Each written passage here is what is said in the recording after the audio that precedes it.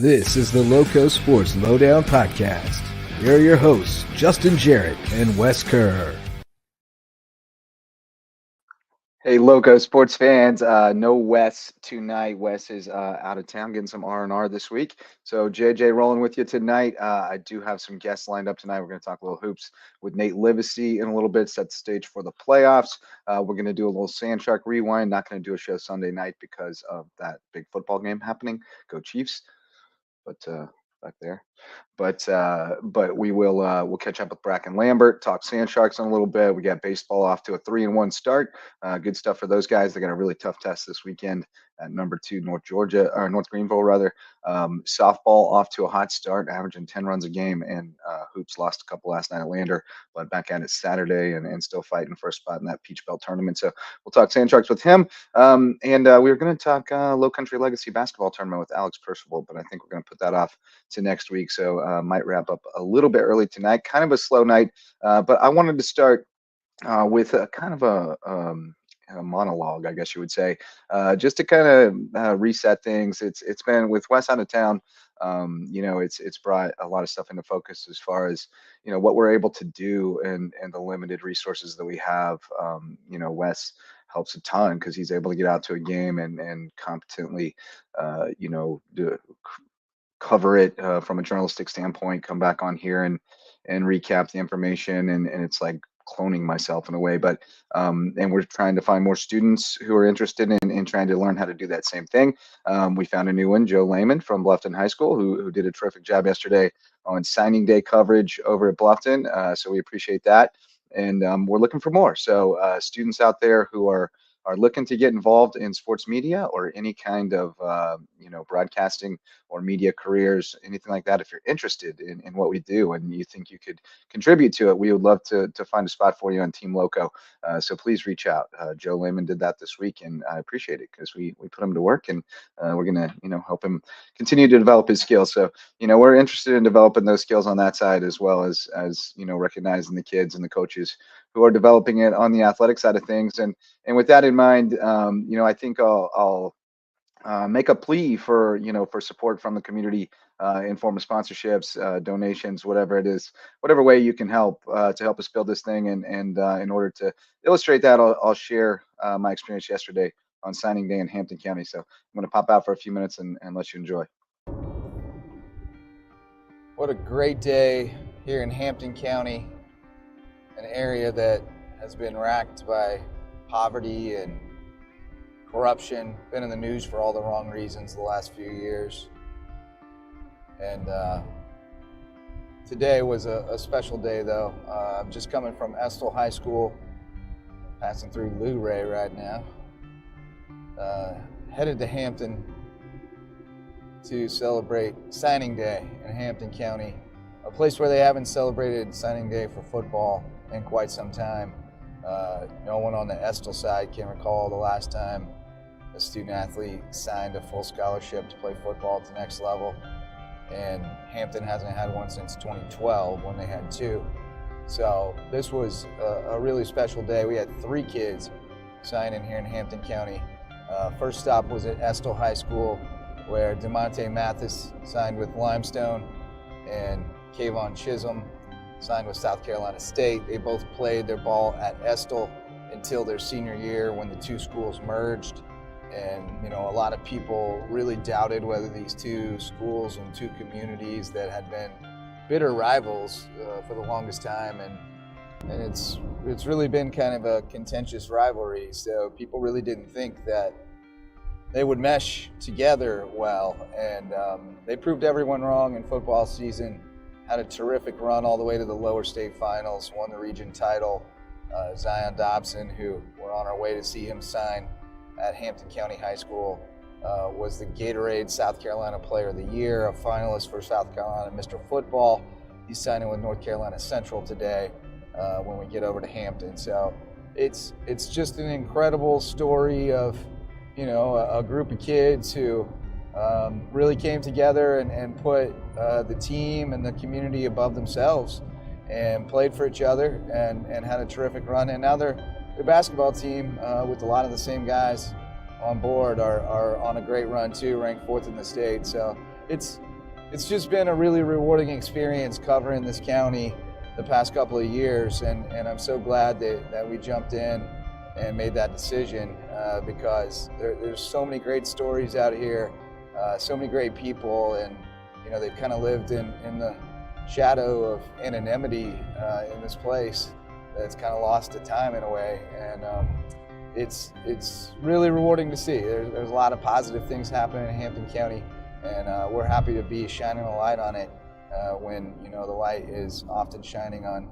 the dark spaces. So shout out to Rob Hanna, Marshall Paul, and his coaching staff at Hampton County this season. They were phenomenal, but also shout out to Roman Singleton, who was there today, as well as Marcus Livingston, who coached a lot of those Estill guys up through junior high and into high school, and instilled values in them that carried over when they made that merger, and they were able to assimilate into a really structured and tough program that holds its players accountable and sets the standard high and expects them to meet it. And they did it this year, and I expect this program to get a lot more attention on the recruiting trail going forward after these guys go out and make their name. And there are a number of other guys who have offers as well, including Cody Seegers and Trent Robinson, who are awaiting their decisions. So, really excited for these guys and excited for the people in Hampton County to have something positive to rally around. And these athletic programs have really been that. It's a big part of what we do. The community is bonded together through sports, and we want to share those stories. We want to build those connections. We want to build that community because, just like the folks in Hampton County proved this year, it's not about what jersey you wear. I mean, it's about developing young people into well-rounded individuals. And if you watch our live shows, see the interviews we do with the kids, you see that it's working. The kids who are, in athletics, are in competitive sports, and are taught the values of hard work and controlling what you can control and trusting the process and fighting through adversity and picking each other up when you're down, being part of a team. All those things that come from sports are what mold us into, upstanding citizens, because at the end of the day, we're all on the same team, right? And when you zoom out, it's all one big team. There is no competition, and we can all win. And that's what we're trying to do with Lowco. That's what we're trying to do with the One Lowco Foundation that is getting its feet right now. And we just want to help kids in this area recognize their potential and have a roadmap to be able to go as far as they can go. We're proud of these guys today for blazing the trail in Hampton County, and can't wait to see who comes next. Go Lowco. So thanks for indulging me that. It was a pretty meaningful day to me yesterday. Starting my day with a trip out to Hampton and seeing it come to fruition for those guys who, we just started covering them a couple of years ago, and to get to know them, on a personal level, to see the appreciation for our coverage and for when we show up from the folks out there has been really meaningful to me. And then to see and just getting to know Coach Rob Hanna. I mean, the first conversation I had with him, I knew that guy was special, and it was actually before we started covering Wade Hampton and Hampton County, because and that was part of the reason I could see that he was coming from the same place that I was, and that something special was building there. And seeing those programs come together and defy the odds was incredible. Seeing those guys sign yesterday was incredible, and then it didn't stop there. Buford's Darrell DePass also signed with Limestone, joining DeMonte Mathis from Hampton. There was a great ceremony at Bluffton that Joe Lehman covered for us. new student intern. Jeremiah Curry going to East Tennessee State to play linebacker. He had a terrific high school career there. Brandon Bryant broke out massively the last 2 years at receiver. He's going to Catawba. Wyatt Tant was a strong linebacker this year, going to LaGrange. Chamber Eldridge, terrific center, going to Charleston Southern. And then James Garvin going to play with the postgraduate program, the Hardyville Vikings. I've gotten some questions about that. I can't really answer you beyond what's on social media. It's a startup postgraduate program. I'm reserving judgment until I see some results. I mean, we don't know what these things are until we see what they are. But and then at May River today, some more signees. Ari Bevan for 3 girls soccer players. Ari Bevan going to USC Lancaster, Maddie Dybert to Columbia, and Zoe Stevenson to Anderson. So they're excited about this season, and we'll share a little bit more about signing day a little bit later on and over on social media. And then 2 baseball players, Tana Mankowski to Truett McConnell, and Joe Schroeder to Erskine. So congrats to all those folks for the signings, and that's a big deal. That's the stuff we really want to celebrate, because those are the goals, are to get kids who want to go to the next level. And there's been some discourse on that on Twitter recently as well about what's the high school coach's responsibility in that, and it's a tricky. It depends, right? It depends on a lot of different things, but at the end of the day, if the kid expresses that interest and they have the talent, then I think the coach has a responsibility to try to get them that opportunity, with the understanding that there's only so much a coach can do. It's only so much within their power. Just like we teach the athletes to control what they can control, the coach can only control so much too.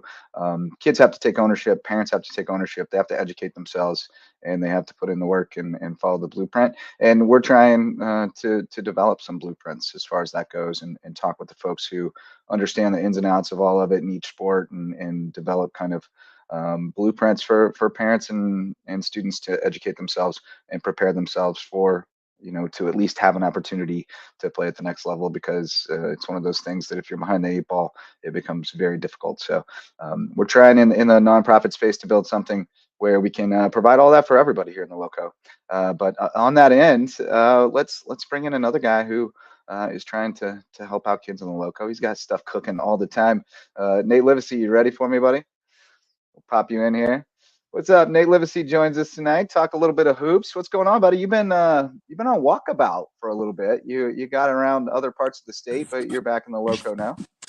Yeah, I made a quick trip last week to see some Division I basketball and some good 5A high school basketball in Greenville.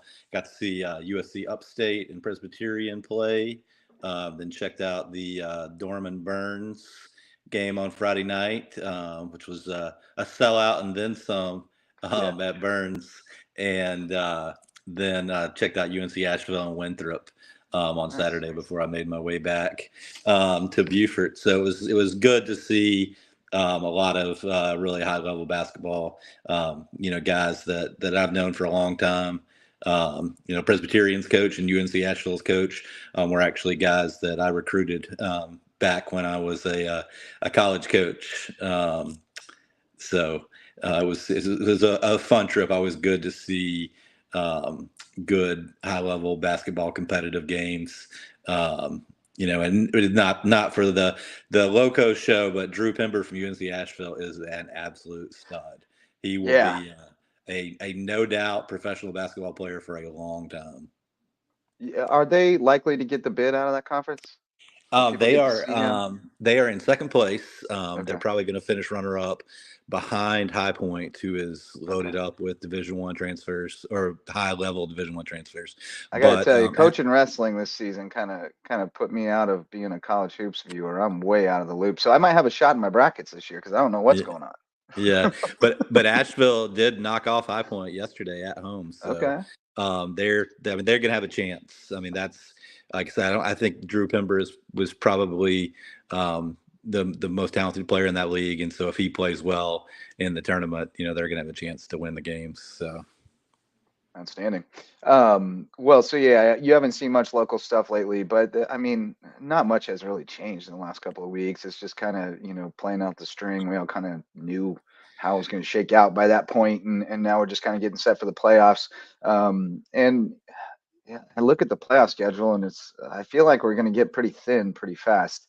But I do think we have a couple of teams on the public school side that have a shot to go, fairly deep. I think Bluffton's girls have a pretty good path to be able to maybe avoid what has happened in the past early, and they'll gain confidence as they go. I think Hampton's boys have a tough path, but I think they're capable of traversing it. And other than that, I mean, it's going to be tough. Even like Bridges is number 2 seed in 1A. They're going to have it's going to be a murderer's row going through there. So who do you think has a shot to make some noise in the playoffs around here? Well, I mean, I think what you were talking about really, it looks like it's going to be a very difficult road for everybody. Being at home is a huge deal in the playoffs. So, obviously, Hampton will have a chance to have a couple of playoff games at home. And Bridges will have at least that opener at home, Right. if I'm not mistaken.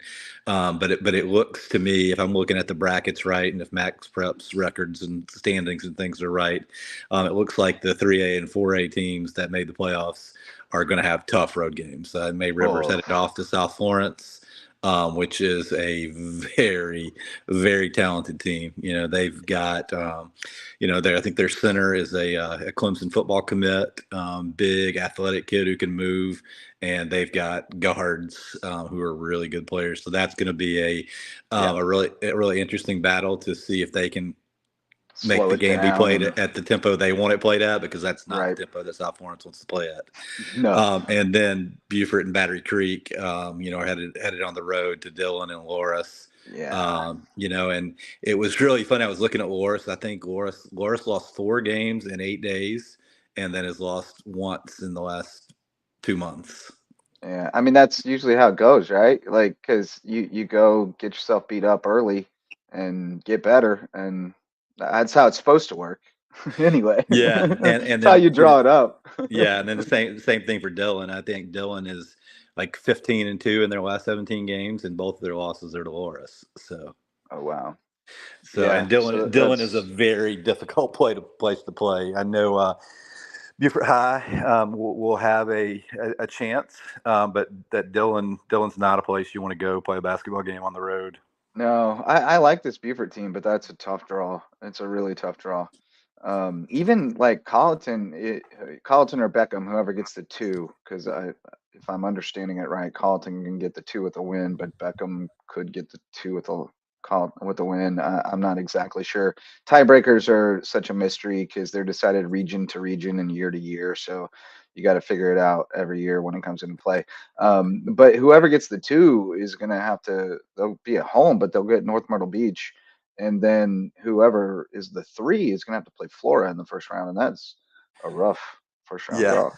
Yeah. Anytime you get sent to Columbia, that's not really where you want to be, especially that region may have I think Flora's in the region with Ridgeview and Westwood, who might be the 2 best teams in the state.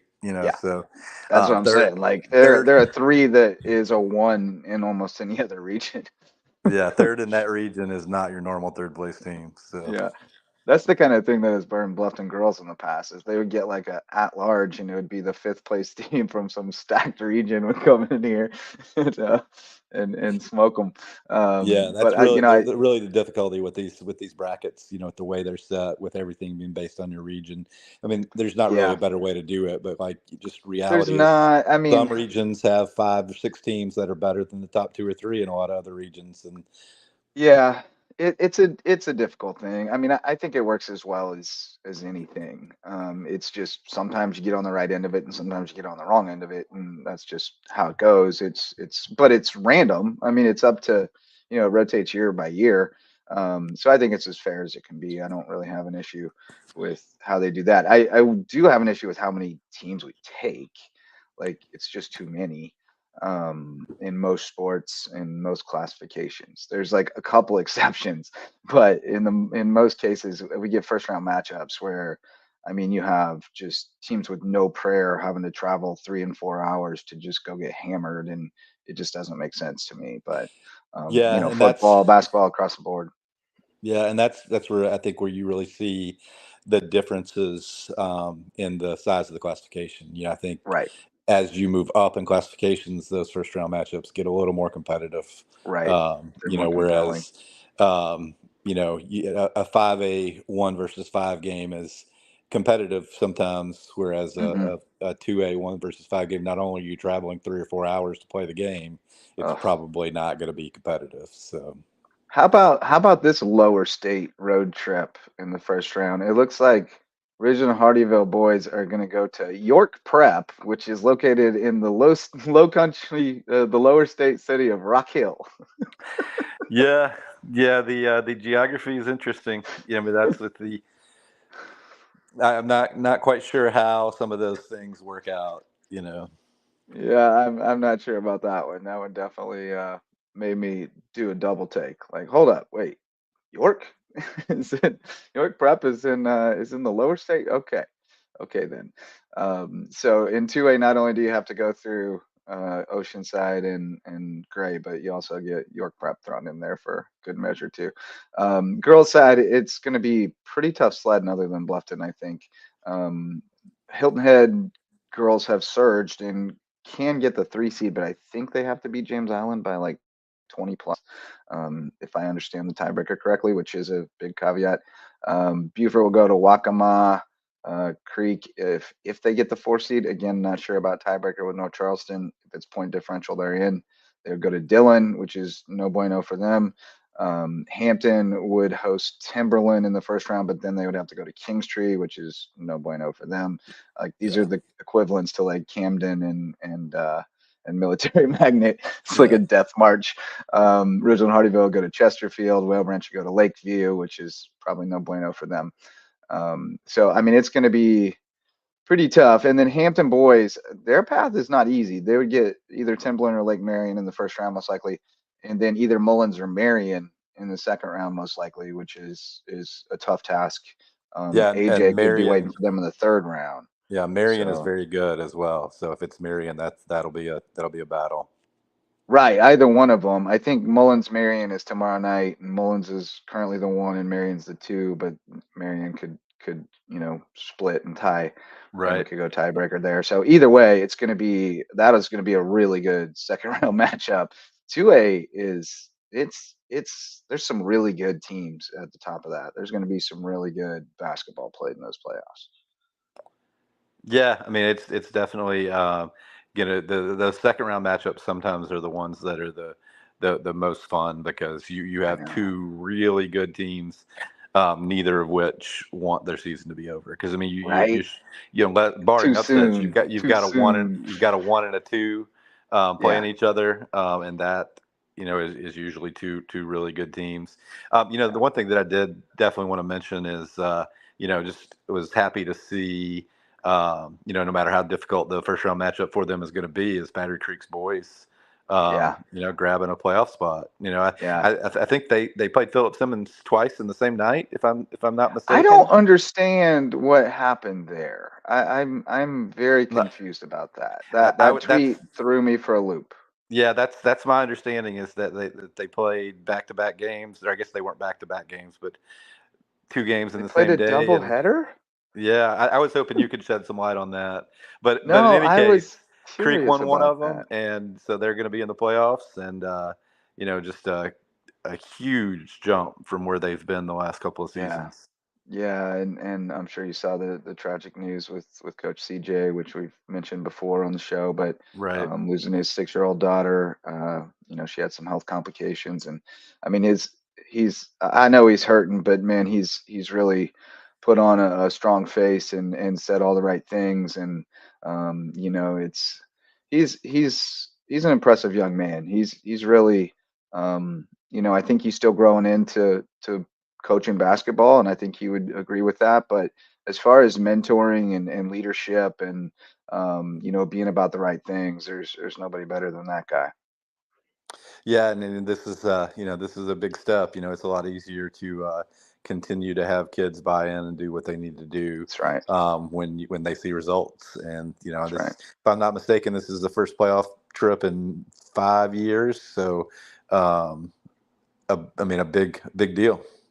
Yeah, what was it? COVID year they were good, but it hasn't been since then.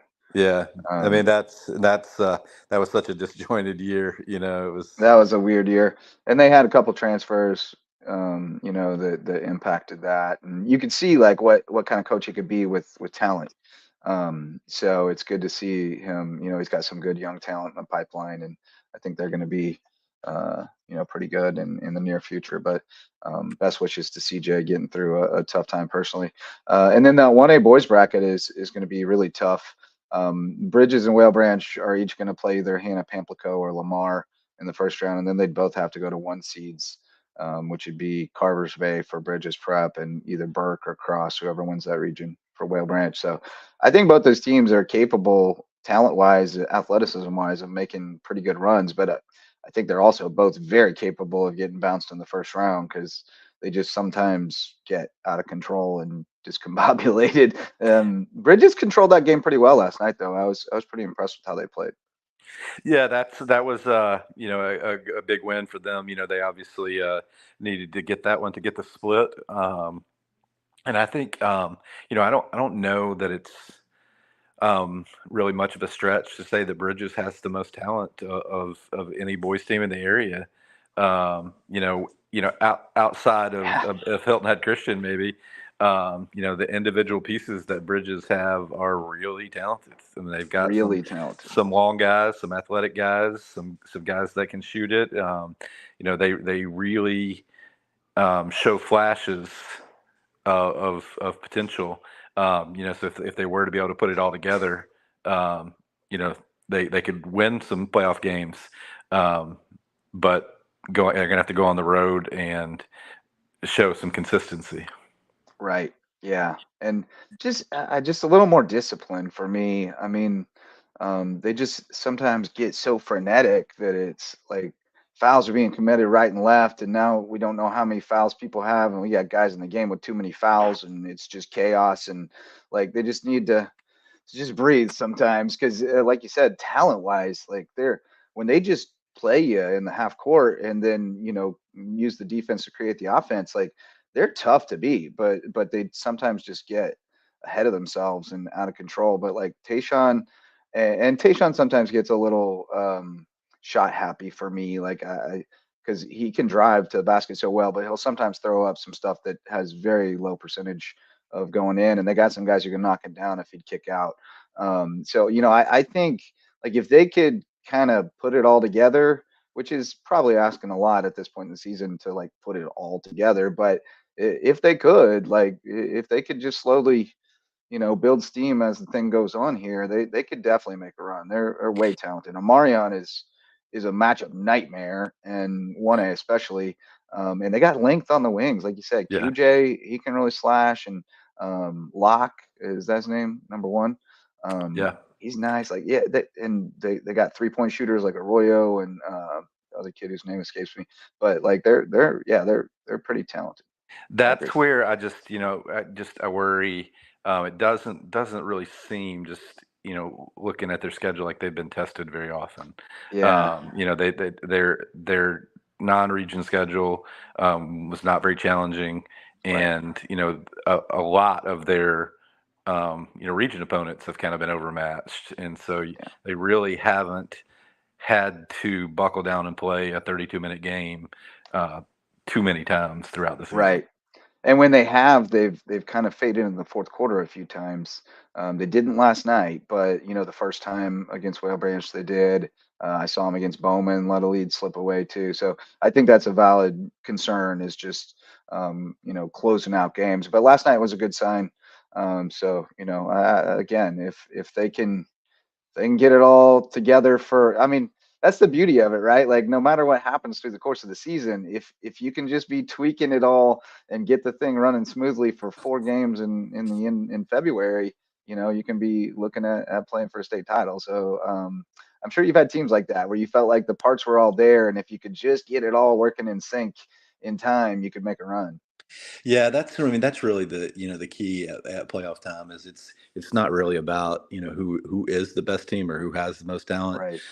It really is just about, you have to be the best team for those 32 minutes. You have to find a way to win possessions, to win the possessions that are tough, the 50-50 possessions. So I think that's where like the teams that are the toughest, like that's the one thing that we always talked about with our team is like, it's playoff time, everybody's good.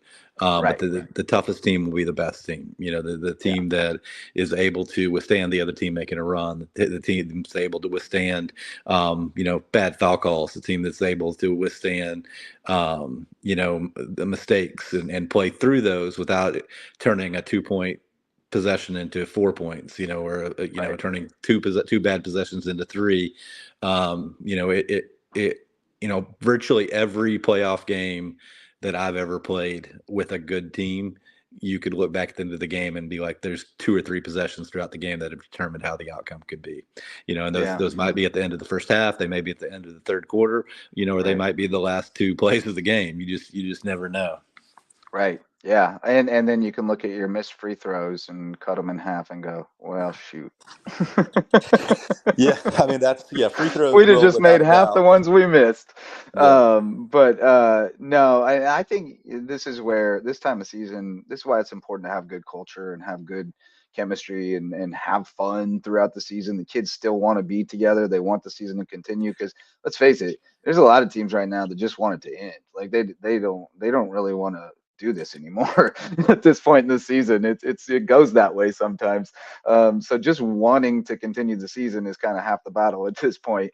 But I think, most of the teams that get into the playoffs do, but I think some of those 4 seeds kind of limp in there like, man, I don't want to do this anymore, especially if they're playing a spring sport and they're ready to move on, I'm ready to get outside, so I would understand it. But Yeah, no doubt. I think that contributes to some of those lopsided games you see. If you are the underdog and things don't go well, pack the tents. sometimes it's I'm ready to be a baseball player or a soccer player, or, whatever it is. I've definitely seen my share of games like that where we thought, this team's good enough to give us a challenge. But if you win the first quarter, and Yeah. you get up to extend that lead to 10, 15 by halftime, they don't Yeah. come out the second half the same way. Punch them in the mouth on the road, especially, it can be over. So, well, hey, thanks a lot, man, for joining us. And before you go, plug your new thing, Upward Stars Lowcountry, bringing another travel basketball program to the area, 8th and 9th graders, if I'm not mistaken. But fill us in on the details. Yeah, so that's the plan. We're going to be the Upward Stars Lowcountry, an offshoot of the Upward Stars Southeast program that's been, one of South Carolina's best AAU programs for the last decade or so. I was fortunate to be part of the original Upward Stars team before they were an Adidas team.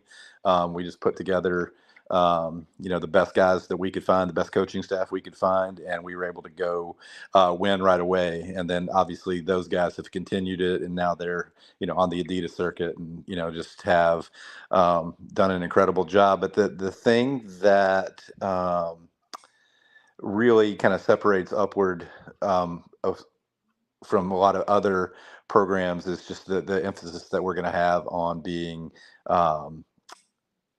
just as concerned about what happens off the court as what happens on the court. Just the idea that the basketball used correctly can be much more than a game and can impact kids' lives much more than just what happens on the court. And so we are going to start, depending on numbers, we'll have an 8th grade team and a 9th grade team, or just a combined 9th grade team.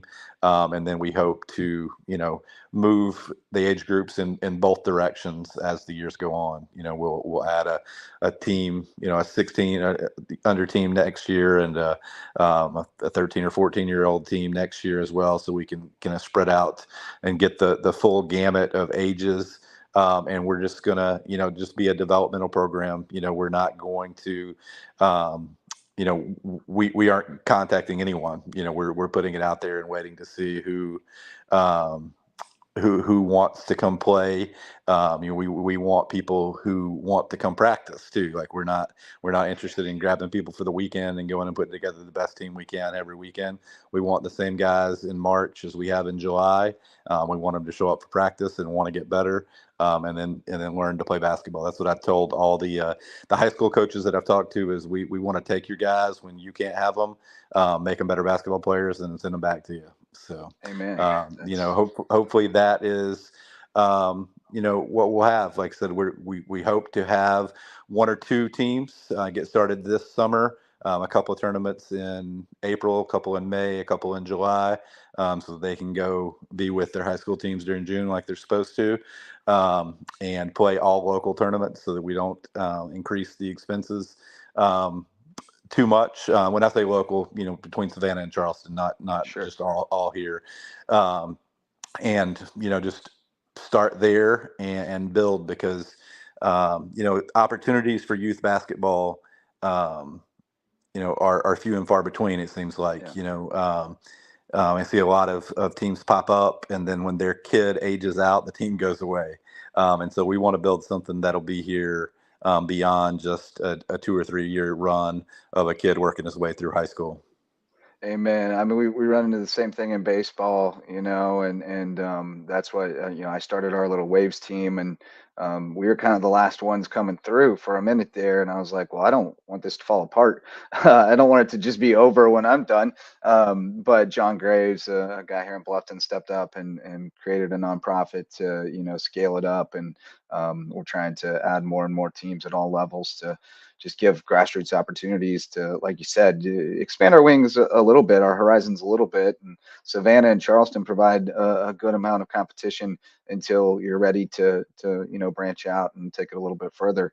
But we just got to get started somewhere in all sports with that grassroots programming that goes a little bit beyond the rec programming and starts to introduce kids to higher concepts and put them against a little bit higher level of competition and see what they got. So props to you for taking the first step there. You got tryouts next couple of weekends, right? 17th That's right. and 24th? Yeah, tryouts are the 17th and 24th at the Beaufort Jasper YMCA from 1 to 3. You can find me on any of the social medias at Nate Livesay, at Next Play Basketball, at Upward Stars Lowcountry on Twitter, Facebook, Instagram. And the flyers floating around there somewhere. And if you've got questions, feel free to contact me. And we look forward to building something. Right on, man. Appreciate you, Nate. Take care, and we'll talk to you real soon. All right. Thank you, Justin. All right, Nate Livesay, Next Play Basketball, and Upward Stars Lowcountry coming your way. You just heard all about it. So if you're looking for a travel team, 8th and 9th grade boys, check it out. New program coming to the area. Sounds like he's got big ideas and a great plan. So shout out to MVP sponsors for Lowco Sports, Megan Jarrett, the official realtor of Lowco Sports, and my wife. She would love to help you find your place in the Lowco and put down an anchor in the best place because she's with the Anchor Home Group of Keller Williams of the Lowcountry, and she is here and ready to help you with all your real estate needs. It's a great time to buy in the Lowco, great place to be, great investment in this Lowco real estate market. And Homegrown Home Inspections will help you make sure you're making a great investment by looking you over from top to bottom before you make that purchase. They're the official home inspectors of Lowco Sports because Jan Lucas and his team are the best in the business in the Lowco when it comes to giving you incredible expertise and customer service in every home inspection. Homegrown Home Inspections. Mickelson Law Firm is the official real estate closing attorney of Lowco Sports and our original sponsor since 2017. Sorry, got distracted by the comments. Mickelson Law Firm, official real estate closing attorney of Lowco Sports, our original sponsor since 2017. Ryan and Tiffany and the Mickle Squad can serve you with all your legal needs. Love to see them. Can't wait to see them out at the ballpark real soon. Hospice Care of the Lowcountry, official hospice care of Lowco Sports, and the only not-for-profit hospice in southern Beaufort County, providing all kinds of services that continue to expand. Love their team, including James Dismond, Sharonica Gavin, Ryan Pye, just great people over there at Hospice Care of the Lowcountry. So please support them with your charitable dollars. Those are our MVP sponsors on Lowco Sports. And now we welcome in my man, Brackin Lambert from USCB. Talk some Sand Sharks. What's up, buddy? Oof. Still standing. Falling asleep there earlier, man. Had to wake myself up. Not enough. Nate and I were boring you in the green room. No, You didn't partake of the green room coffee. no. What's going Watching on, some- man? Been a busy week for you. Whirlwind, of course. Last weekend was just absolutely insane. You've been able to get your feet under you a little bit, but still cranking it at both ends with the USCB Sand Sharks and crossover season. Tough night for basketball last night. Lost both of them to Lander. They go to Georgia Southwestern on Saturday. But you and I are baseball guys and softball guys. We love the outdoor sports. And it is looking good out at the Shark Park so far. Ladies are 5-1, averaging 10 runs a game. The guys are 3-1 after beating Edward Waters the other day.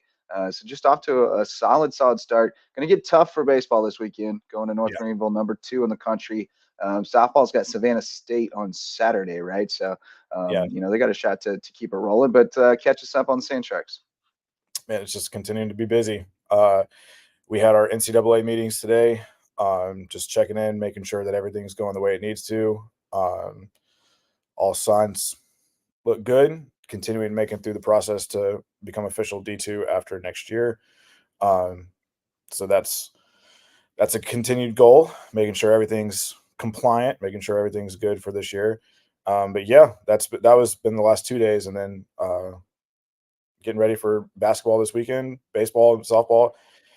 Women's golf has a dual match with Savannah, SCAD Savannah. Okay. Bringing back some rivalry. Where's that at? It's going to be at Savannah, at some Savannah Lakes, I believe. Yeah, Savannah Country Club.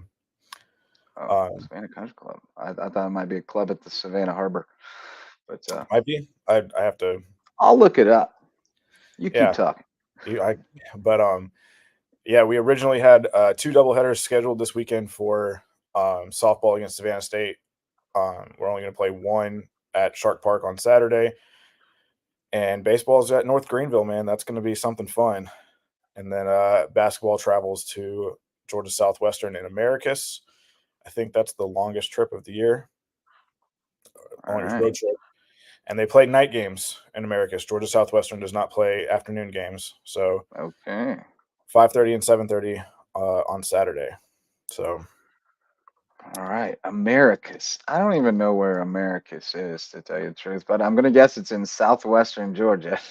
It is in southwestern Georgia. It's pretty far. I was looking at the map on the PBC website today, and man, it was I was like, dang. Okay, yeah. Okay, I got you. It's between Macon and Albany. Albany, yep. Or between Columbus and Albany, depending on how you look at it or which way you're coming from. But yeah, it's a good haul out there to Americus. So safe travels and best wishes to the Sand Sharks against Georgia Southwestern.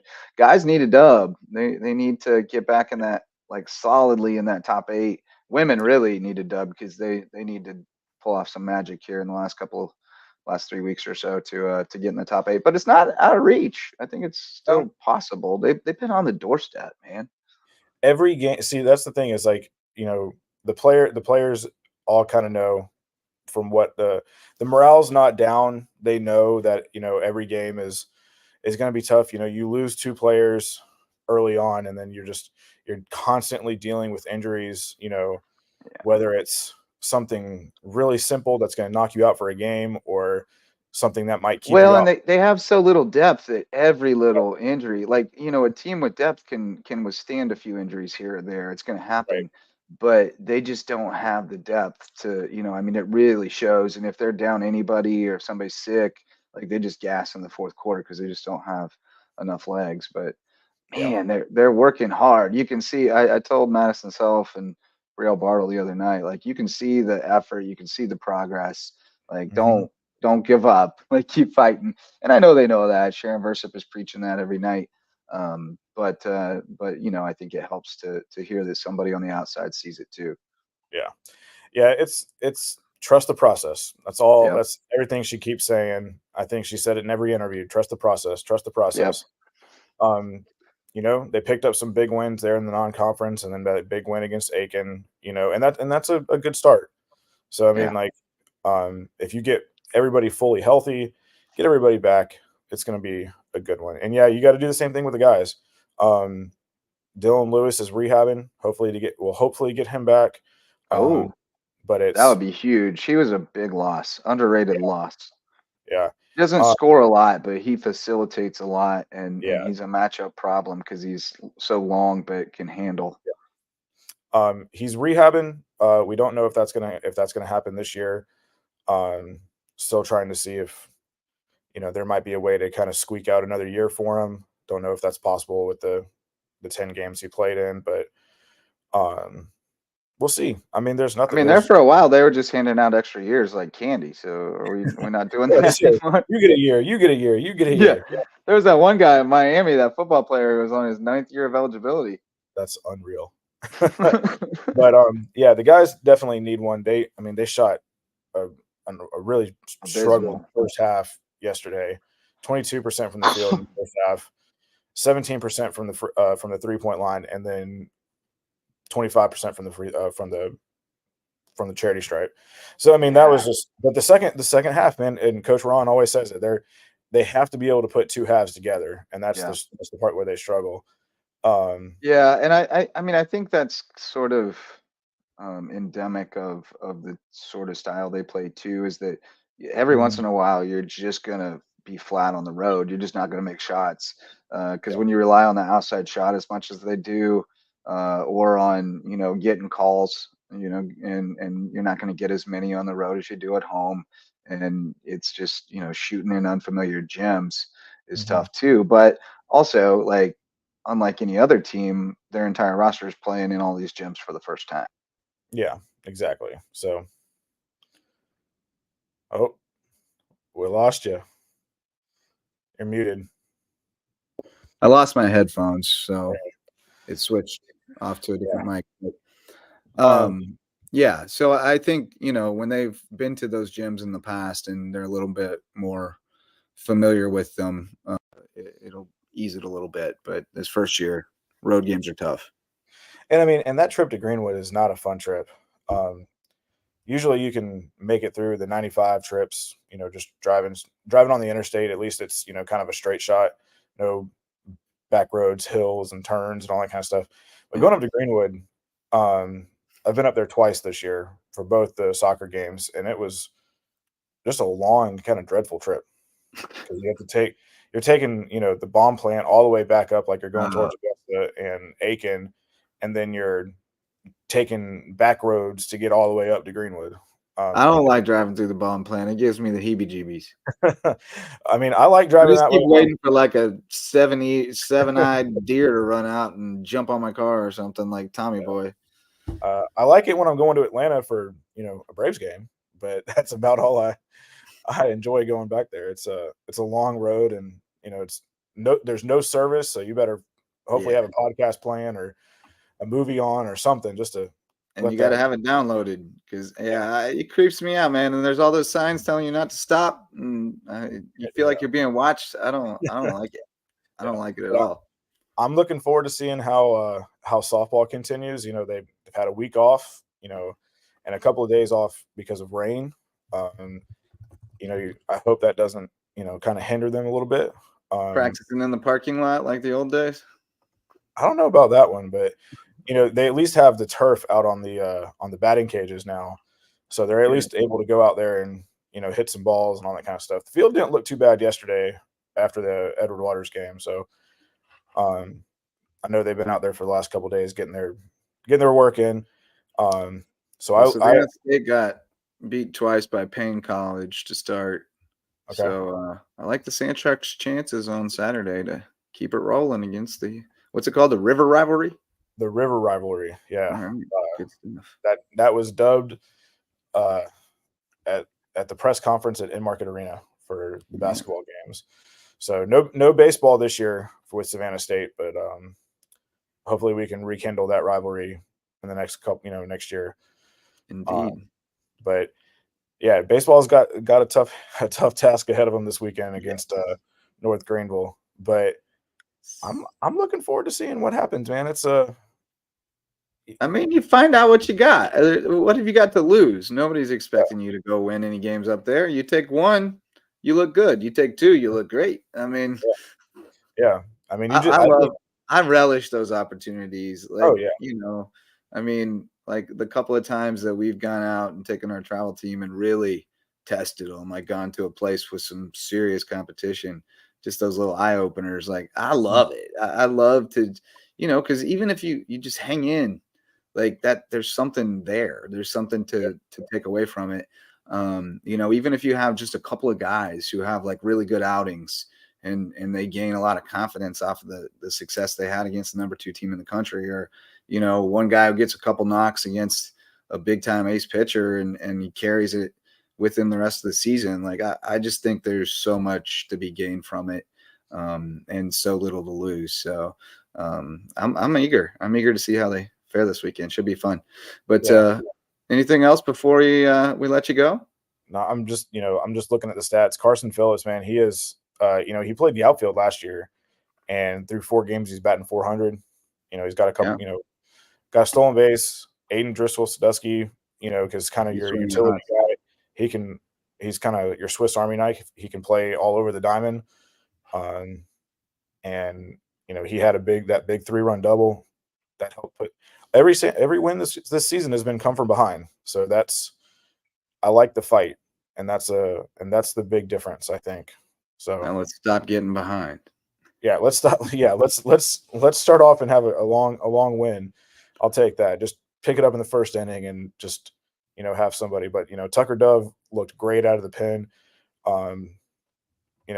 He was there. The plan was just for him to clean up the inning, but they really wanted to win that game, and so to get 3 1/3 scoreless out of him, 6 strikeouts, man, he looked dialed in. So that was great. And Ian Barnes, man, he's 3 for 3 in save opportunities as a freshman, and he's already in the top 10 in both the single season and the all-time saves record. Really?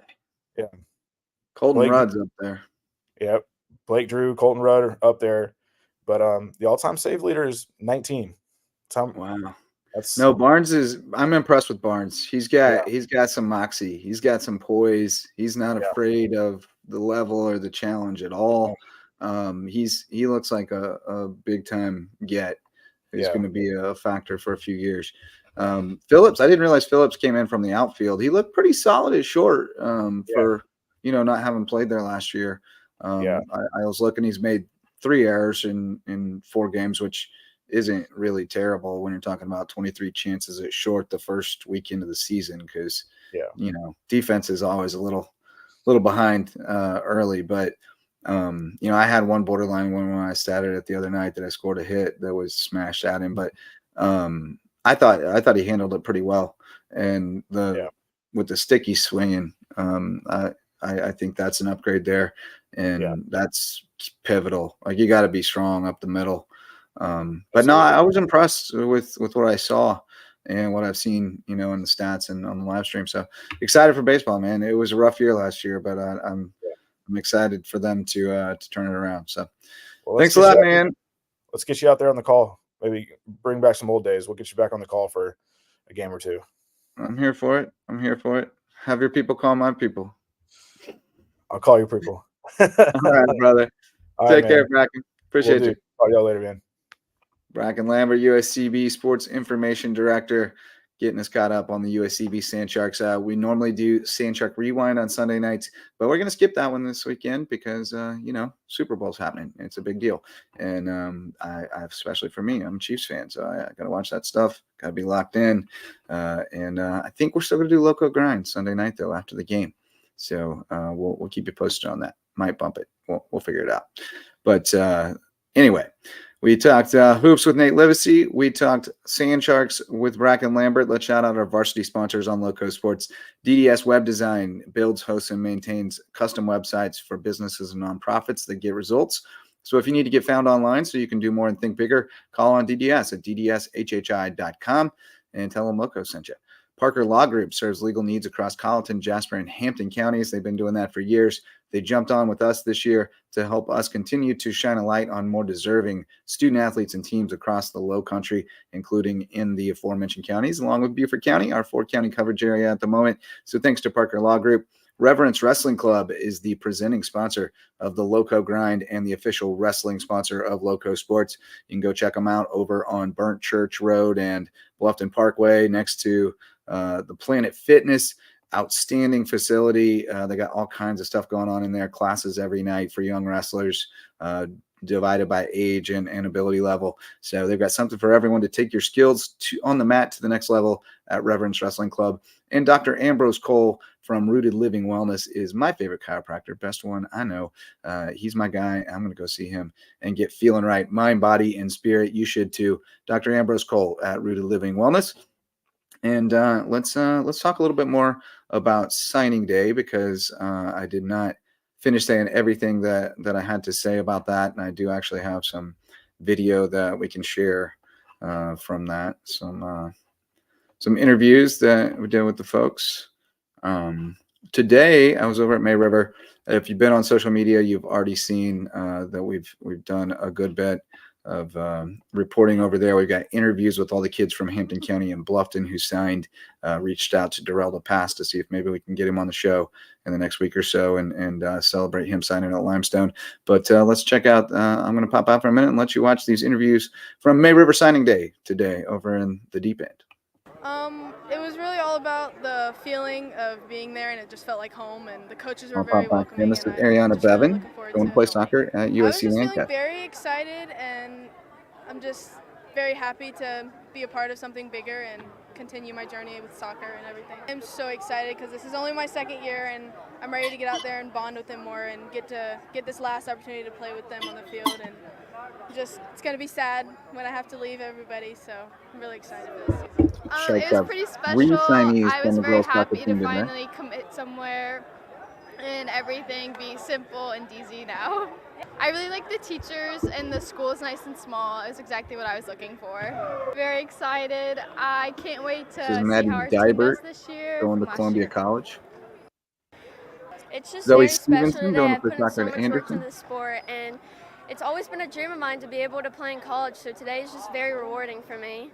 I've been playing soccer ever since I was 3 years old, and I've just put in so much work into it. I've practiced every single day. I just always have worked hard, and my travel team has always been so successful as a team. We did win 4 state championships and some other tournaments as well, so it's just a blessing and an honor. I'm just so excited to be able to play at the next level, and ever since my first ID camp at Anderson, I just felt like I was at home. All of the team and all of the coaches were very welcoming to me, and I just felt like it was the right fit for me. I hope we can maybe get a ring this season. That's always been the end goal, and I think this team might have a chance to be able to do it this year, so I cannot wait to start the season. Outside of I'm Jocelyn. It's extremely special. I've been dreaming of this since I was little. And Jacqueline just to Roper have my going to mom play here with me, it volleyball just made the whole day. in The team Bridgewater dynamic College and the in coaches is just Virginia. something that I've never seen before playing volleyball, and it just makes me extremely excited to go there. I've been playing since I was in 8th grade, and I've been super dedicated. I mean, days in, days out, waking up at 2:30 to go to the gym. Just, it's been what I've done my whole life. I'm studying exercise science, and then I'll get my master's to be a registered dietitian. I mean, it means a lot. I've grown up playing this game, and I've been surrounded with a lot of teammates, and some of those teammates I grew up with that I haven't played with in a while came and supported, and that meant a lot. And also some coaches, but just to have my high school team here, those are my brothers. I mean, I go out there and practice with them every day.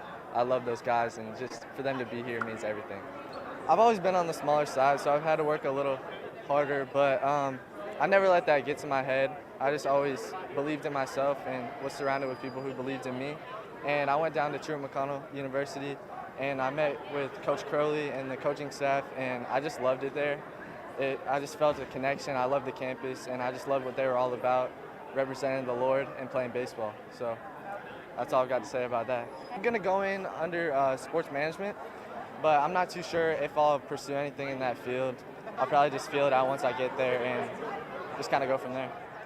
It means everything to me. I've been working at this. It's been a dream of mine since I was like 6 years old. I've always hoped to get to this point, and it's finally here. I think just the atmosphere of the program, the campus isn't too big, isn't too small. It's a good fit for me. The coaches, love the coaches. They're probably the best coaches I could have encountered. And then the players and teammates there are incredible. So outstanding day at May River High School for those young people realizing a dream to play at the next level. And, I thought it drove home for me, the importance of not having that D1 or bust mentality. I mean, they all get in. Most kids start playing sports. They get to be pretty good. They start thinking about playing in college. Of course, they have D1 dreams, but the reality is a tiny percentage of high school athletes go on to play Division I sports, and the other reality is that those degrees at the Division II, Division III, and NAIA schools carry a lot of weight as well. As far as your future and the opportunity to play there is not to be taken for granted. And two guys there, Tanny Mankowski and Joe Schroeder, that I've gotten to know pretty well just through the nature of being around baseball a lot, taking photos and video in the dugout, and guys coming up and talking to me. And, both those guys are terrific young baseball players, and they get the opportunity to keep playing the game for a few more years and learning the lessons that come with it while getting their education. And, that may not be their final destination where they're headed next year, but they're continuing the path, and they'll be able to make their decisions as they navigate it over the next couple of years about what they want to do with the rest of their life. But that's the idea is to parlay doing something you love into the opportunity to keep doing it and get an education in the process. And congratulations to all of them for doing that. Like I said, 3 young ladies from the soccer team signing. So they should be very strong this year, coached by former Sand Sharks soccer star Stephanie Moldenauer, and former assistant Mike Manning is a volunteer on her staff as well. So really excited for that May River soccer team. Zoe Stevenson is, she's a blinding light.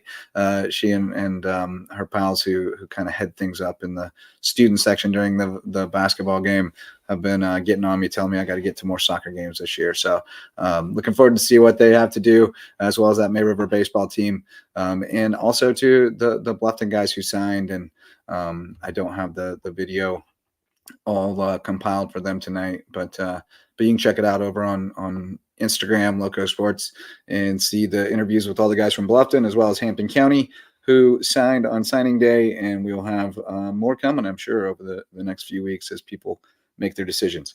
But the Lowco Booster Club helps support Lowco Sports throughout the year with their monthly Booster Club memberships.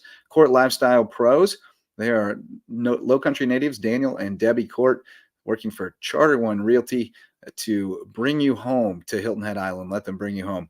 Revive Rehab Women's Health and Pelvic Floor Physical Therapy. Dr. Allie and Dr. Jen would love to help you out if you are having trouble with any function in the pelvic region, men and women, but I mean, mostly women, but it happens for men too.